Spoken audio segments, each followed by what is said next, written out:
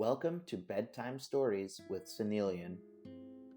If you enjoyed the podcast, don't forget to subscribe, like, and share with all your friends and family, or on social media. If you have any requests for stories that you would like to hear on this podcast, feel free to send me a message. Now I'd like you to get into a comfortable position. Lie down in bed or sit in your sofa and let go of all the stresses of the day. Let's relax, breathe, and enjoy tonight's story.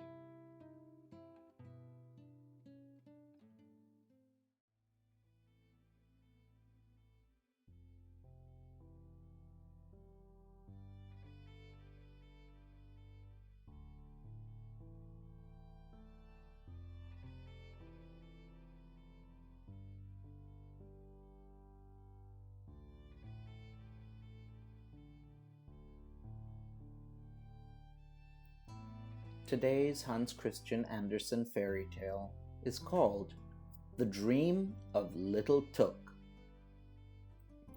Ah, yes, that was Little Tuk. In reality, his name was not Tuk, but that was what he called himself before he could speak plain. He meant it for Charles, and it is all well enough if one does not know it. He had now to take care of his little sister, Augusta, who was much younger than himself. And he was, besides, to learn his lesson at the same time. But these two things would not do together at all. There sat the poor little fellow, with his sister on his lap, and he sang to her all the songs he knew, and he glanced the while from time to time into the geography book that lay open before him. By the next morning he was to have learnt all the towns in Zealand by heart, and to know about them all that is possible to be known. His mother now came home, for she had been out, and took little Augusta on her arm. Tuk ran quickly to the window, and read so eagerly that he pretty nearly read his eyes out, for it got darker and darker, but his mother had no money to buy a candle. "There goes the old washerwoman over the way," said his mother, as she looked out of the window. "The poor woman can hardly drag herself along, and she must now drag the pail home from the fountain. Be a good boy, Tookie, and run across and help the old woman, won't you?" So Tuk ran over quickly and helped her. But when he came back again into the room, it was quite dark. And as to a light, there was no thought of such a thing. He was now to go to bed. That was an old turn-up bedstead. In it he lay and thought about his geography lesson, and of Zealand, and of all that his master had told him. He ought, to be sure, to have read his lesson again, but that, you know, he could not do. He therefore put his geography book under his pillow, because he had heard that was a very good thing to do when one wants to learn one's lesson. But one cannot, however, rely upon it entirely. Well, there he lay, and thought, and all at once it was just as if someone kissed his eyes and mouth. He slept, and yet he did not sleep.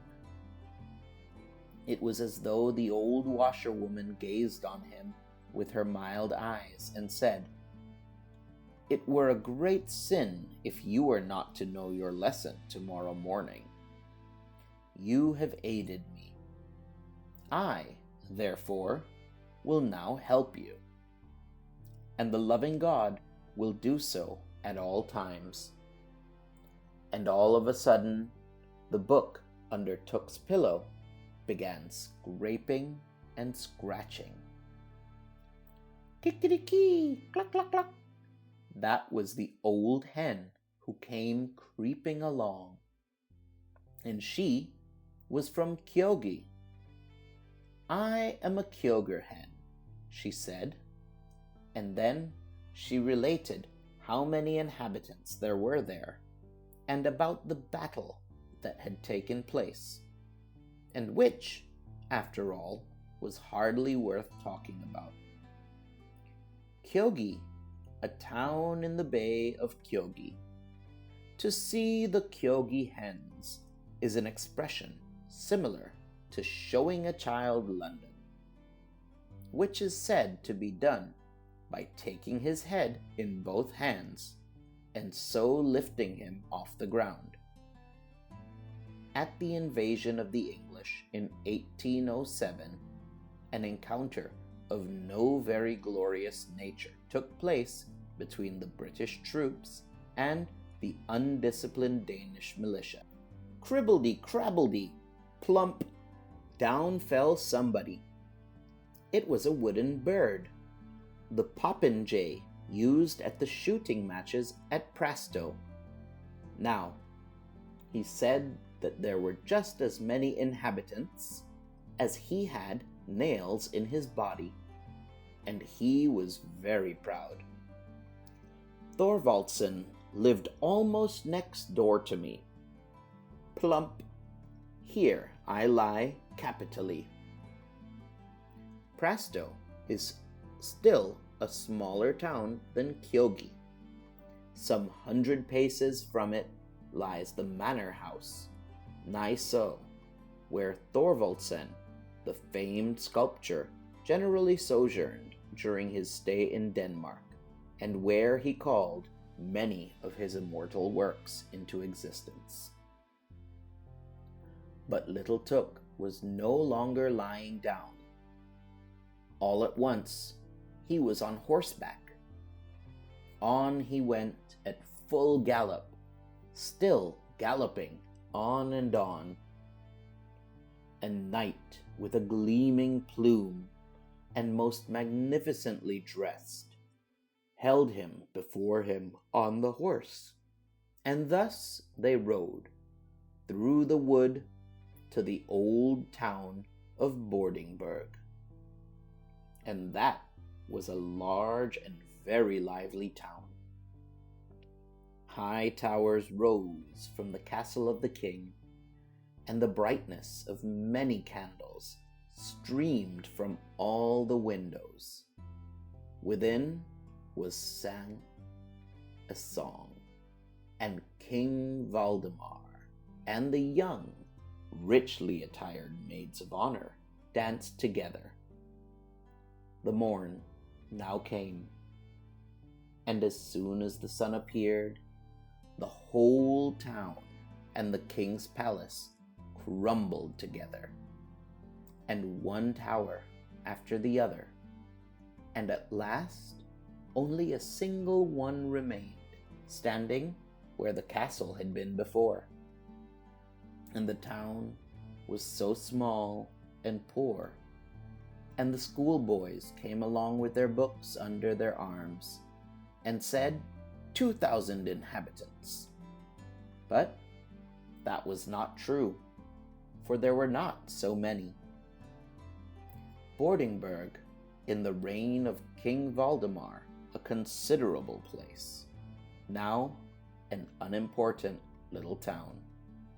One solitary tower only, and some remains of a wall, show where the castle once stood.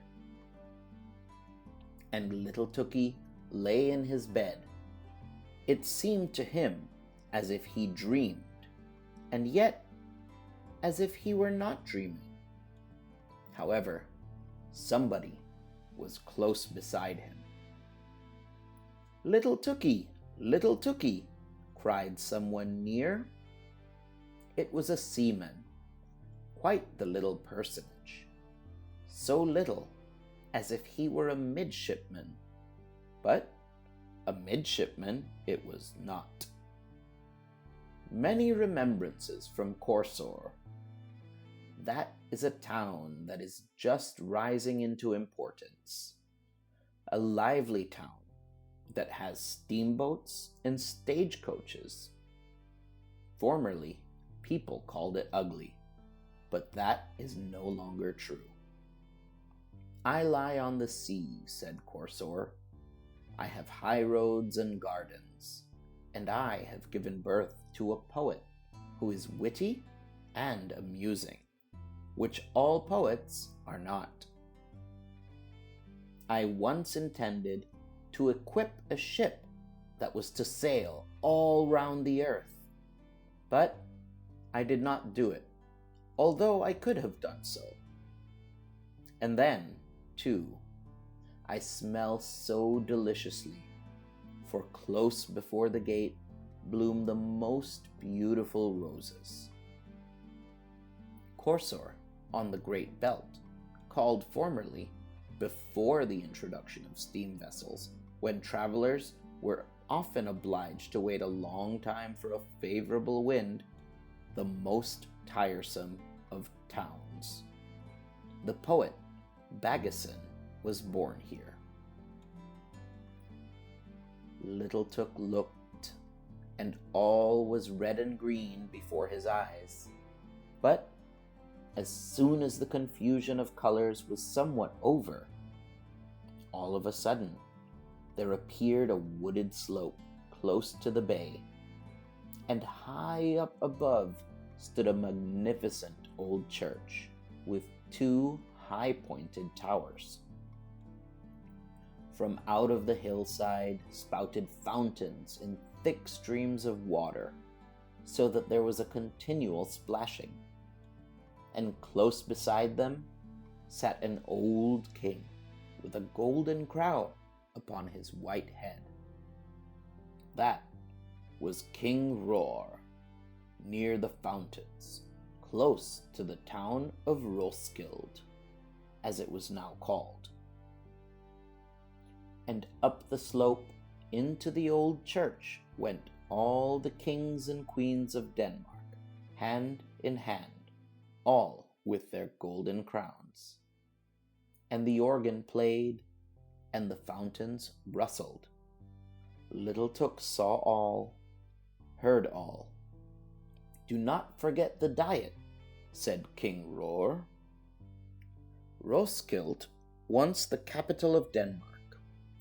The town takes its name from King Roar and the many fountains in the neighborhood. In the beautiful cathedral, the greater number of the kings and queens of Denmark are interred. In Roskilde, too, the members of the Danish Diet assemble. Again, all suddenly disappeared. Yes, and whither? It seemed to him just as if one turned over a leaf in a book. And now stood there an old peasant woman who came from Sorrow, where the grass grows in the marketplace. She had an old gray linen apron hanging over her head and back. It was so wet, it certainly must have been raining. "Yes, that it has," said she. And she now related many pretty things out of Holberg's comedies, and about Valdemar and Absalon.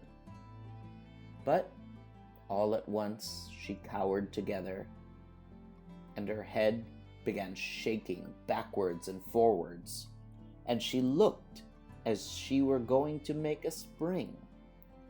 "Croak, croak," said she, It is wet, it is wet. There is such a pleasant death-like stillness in Sorb. She was now suddenly a frog. Croak. And now she was an old woman. One must dress according to the weather, said she. It is wet, it is wet. My town is just like a bottle, and one gets in by the neck, and by the neck one must get out again. In former times I had the finest fish, and now I have fresh, rosy-cheeked boys at the bottom of the bottle who learn wisdom, Hebrew, Greek, croak. Sorb, a very quiet little town, beautifully situated, surrounded by the woods and lakes. Holberg, Denmark's Molière, founded here an academy for the sons of nobles. The poets Hoch and Ingemann were appointed professors here. The latter lives there still. When she spoke, it sounded just like the noise of frogs, or as if one walked with great boots over a moor. Always the same tone. So uniform, so tiring, that little Took fell into a good, sound sleep, which, by the by, could not do him any harm. But even in this sleep there came a dream, or whatever else it was. His sister, Augusta, she with the blue eyes and the fair curling hair, was suddenly a tall, beautiful girl, and without having wings was yet able to fly. And now she flew over Zealand, over the green woods and the blue lakes. Do you hear the cock crow, Tookie? Cock-a-doodle-doo! The cocks are flying up from Kyogi. You will have a farmyard, so large, oh, so very large. You will suffer neither hunger nor thirst. You will get on in the world. You will be a rich and happy man. Your house will exalt itself like King Valdemar's tower, and will be richly decorated with marble statues like that at Prasto. You understand what I mean? Your name shall circulate with renown all round the earth, like unto the ship that was to have sailed from Corsor. And in Roskilde, do not forget the diet, said King Roar. Then you will speak well and wisely, little Tookie, and when at last you sink into your grave, you shall sleep as quietly as if I lay in sorrow, said Took, awaking. It was a bright day, and he was now quite unable to call to mind his dream. That, however, was not at all necessary, for one may not know what the future will bring. And out of bed he jumped and read in his book, and now, all at once, he knew his whole lesson.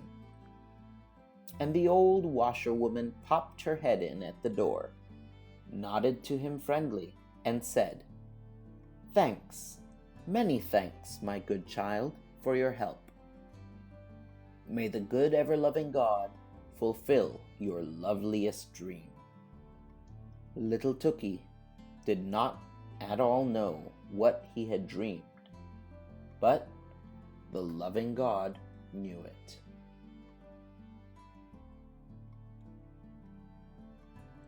Thank you for listening. I hope you enjoyed tonight's story. Sleep well.